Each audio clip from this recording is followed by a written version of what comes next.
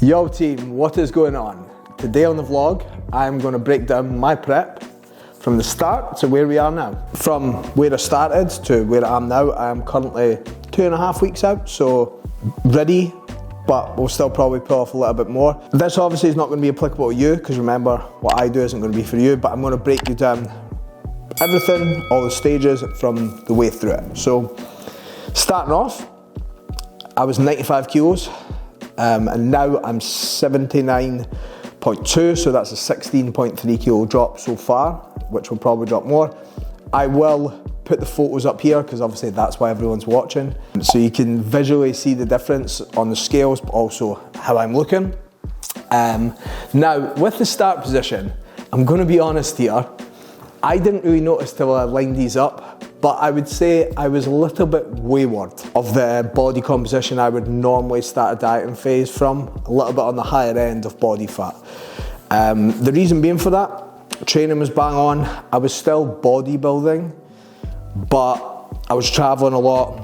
I'd been on a few holidays. Kind of take my eye off the ball, to be honest, and my nutrition, although tracked for the majority, and this is a big one for most people, was still like going out for food a lot. I was socialising, I was probably drinking more alcohol than I'm used to, whereas it wasn't as accurate as I normally am. That's why I think like I was just kind of in that position. I'd also came back from Ibiza and tried to push a little bit too fast just to get my calories higher before I started prep, which didn't work. Calories to start with were around 4,000, but as I said, kind of loosely tracking. The last time I started my dieting phase, I was actually on 5,400. So as you can see, I was in better body composition and my food was higher. So this was not overly the ideal starting point, but that's my fault. Changes that were made throughout prep. This is just with the calories and output, by the way. I'll break it into different sections. So my calories were 4,000, probably a little bit higher. And I went straight from 4,000 to 3,000 on training day, 2,800 on non-training day, with everything being tracked. So obviously going from slightly inaccurate to fully accurate. My steps were untracked before I started the dieting phase, so they went up to 10,000 a day, and my cardio went from 0 minutes a week up to 80. So this was split across my week. Calories and output have obviously changed throughout prep. I can't even remember how many weeks it is, so I'll get Simon to put it on the screen when I actually work it out. But they've obviously been tapered down or pushed up, depending on when we've needed them. Most weight loss I've seen, or fat loss I've seen, was around the 2,500 to training day calories to 2,300, and this was in the middle part. My cardio was at 150 minutes, so we'd pushed it up, but it wasn't super high. At that point, steps were still at 10,000. That's where I've seen the most shift in scale weight, but now where I am is I'm on 1,600 calories. I'm on 7-hour long cardio sessions and my steps are at 15,000. So to take that into account, I've went from 3,000 calories or 2,900 on average with 80 minutes cardio and 10,000 steps to 1,600 calories, 7 times 60 minutes, however much minutes that is, and 15,000 steps. So you can see the difference there. You will also be thinking, fucking hell, that's low food. You've got to just do what's needed to get stage lean, and I think people really underestimate that. I'm not bored about food, I'm not food focused, but this is just where I need to be to get myself ready to go on stage, and that's all that matters. So that is the calories and output. I'm going to go into drugs very slightly, but more just to explain why that's been a bit of a situation or a tricky one, but I'm not going to go into it too deep because I think people are stupid and try and copy or do things they don't understand. That's a big one, by the way, when people message me and they're 70 kilos and taking more drugs than Big Ramy. So I'm not going to go into loads of detail, but I started off on 250 milligrams of test and 400 milligrams of mass. That's where I was at the end of my push phase. From there, we've added in Primo and Tren just to utilise more pathways at once. The big difference between a natural individual and a assisted one is it's going to be easier to get lean, but also drugs can help with performance as you go. The big thing here is that my steroid cycle is always low. I get my blood work done a lot, post-prep, I am actually contemplating just coming off it completely. So remember, what I'm doing at the moment is not sensible, it's not good for your health, and to be honest, it'll probably kill me earlier. I'm okay with that. But as we started prep, we got kind of into the 10-week in stage. This is where we ran into some technical problems. Now, I'm diabetic, type 1 diabetic, which is an autoimmune disease. So that means if I get ill, for example, if you got the flu and you took 3 days to get over it, I'd probably take 7. If I pick up any bugs or anything, it does hammer me. We made changes to anabolics. We kind of found the set point that my body just couldn't handle. And I'll be honest here, compared with most people that are going on stage against me or on stage at the same show, it was low compared with them. Now obviously it doesn't matter because we're different people, but what basically happened was I got ill a few times. I picked up like an inflammatory response, so my legs went swollen. This meant that there was a 10-day period where I was fucked and there was no drop in weight, which obviously on prep is very difficult. So from there, we've not moved it. We've pulled them down and we've not moved it since, which isn't ideal, but you just got to deal with it. On top of that, we did add in orals, so obviously Clen, T3, T4. This week, we've added in Winstrol and Anavar. I won't give you the details of that, but here's Luna. You saying hi? Hello. The cats are here at the moment, so if you see any random clouds of fur, that's why. And if you hear any random mewing, that is also why. So yeah, we've added in some orals as well. And again, I won't go into details on that. If you are someone though who for some reason wants to take steroids and you think I'm going to take an Anavar only cycle, there's a massive bin outside that you need to get in, so don't do that.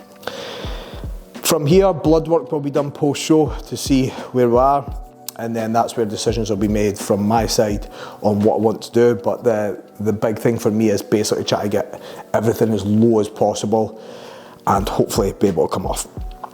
Remember with this as well, it's not healthy.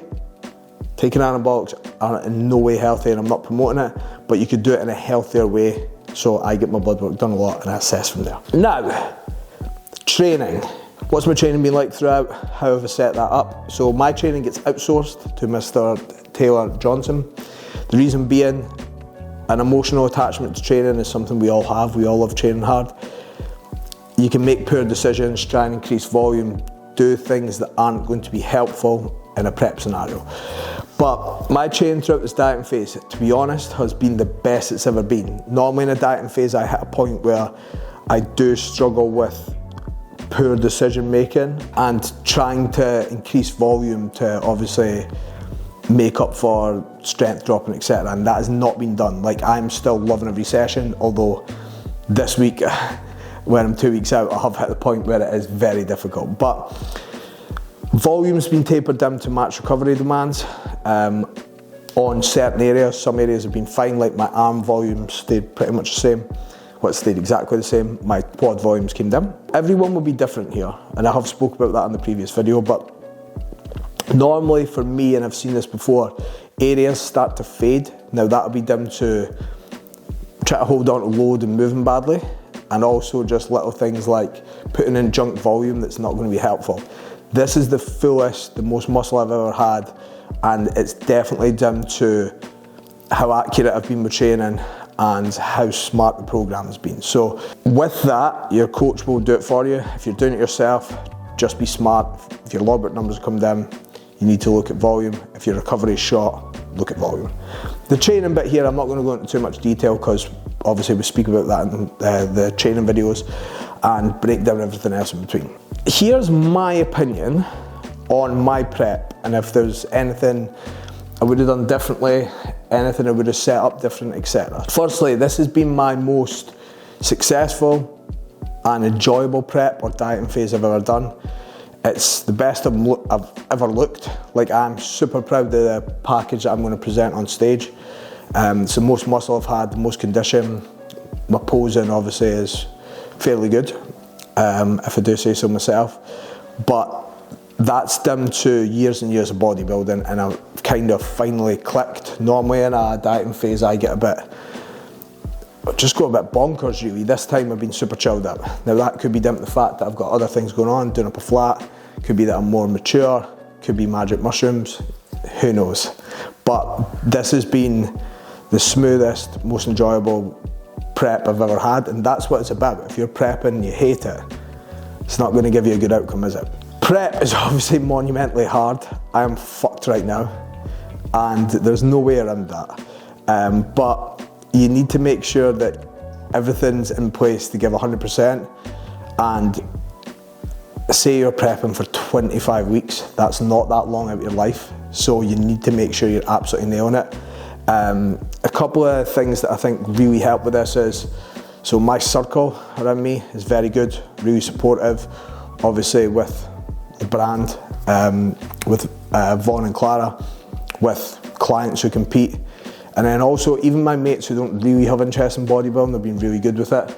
And shout out to Mary, my mum, she has been very good at helping, but that's made it a lot easier. Also, and I'll say this, I've never been so focused to achieve something.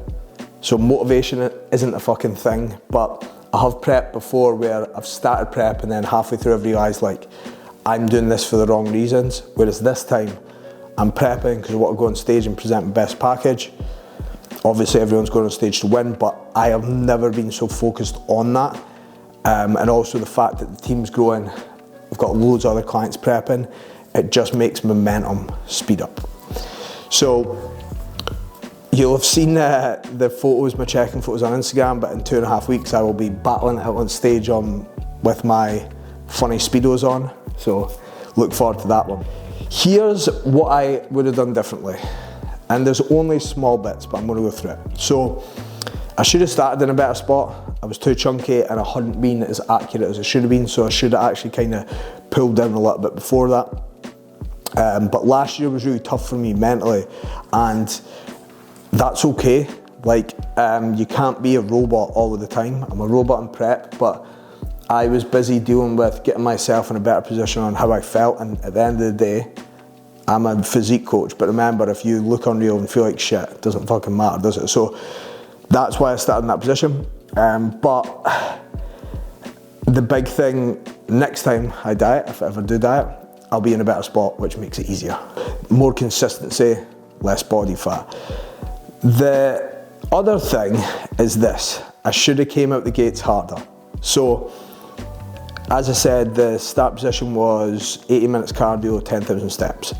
Realistically, I should have just put in 20 minutes a day cardio, which would have meant that I would have came out the blocks harder with fat loss, and I would have put myself in a better position.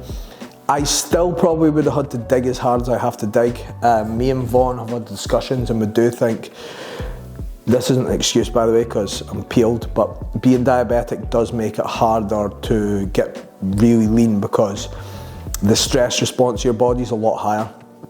So your ability to fight things, or even like once I've had a high day, my weight will take longer to come down. But I would have came out the gates a lot harder. And the reason I never is this. So I'm gonna, again, put some photos on the screen here. You'll see me in a funny bucket hat. Here's how I looked before I went to Ibiza. I was sitting around 84 kilos. So lean, but not near stage lean. To get in that shape, I dropped 10 kilos. I'll actually see if I've got a before and after. I dropped 10 kilos. And I'd done this via, calories were at 2,500, but I was having one off-plan meal a week and I was still drinking alcohol. Steps were at 10,000 and I was doing no cardio. There was no drugs that help with fat loss in either, and I was on a cruise dose. So naturally speaking, I am someone who can get holiday lean very easy. That's not lucky, by the way, it's just that I've spent years building muscle and I'm naturally built like a stick insect. So I was looking at that thinking, well, I'd done this before, it's going to be smooth, but I hadn't given myself time to build up my calorie total. I'd piled on body fat too quickly, and then that meant that just because that time it was easy to get to 84 kilos, it was a little bit more of a graft, and also I underestimated how much I had to pull off. So those are the changes personally that I would have made, but that shit doesn't matter because you can only fucking do what you've done. And I am now in the best position I've ever been, the best physique I've ever had. I do want to improve my arms, so I can't wait to get into the off season and eat some pastries. I'm only joking, by the way, no pastries. But if you've got any questions about any of this stuff, anything about my prep or your prep or anything you want to share with me, anything you resonated with, please drop me a message in the box below. Like, subscribe, share, send an email, put a postcard out to your mates, and I will see you next week.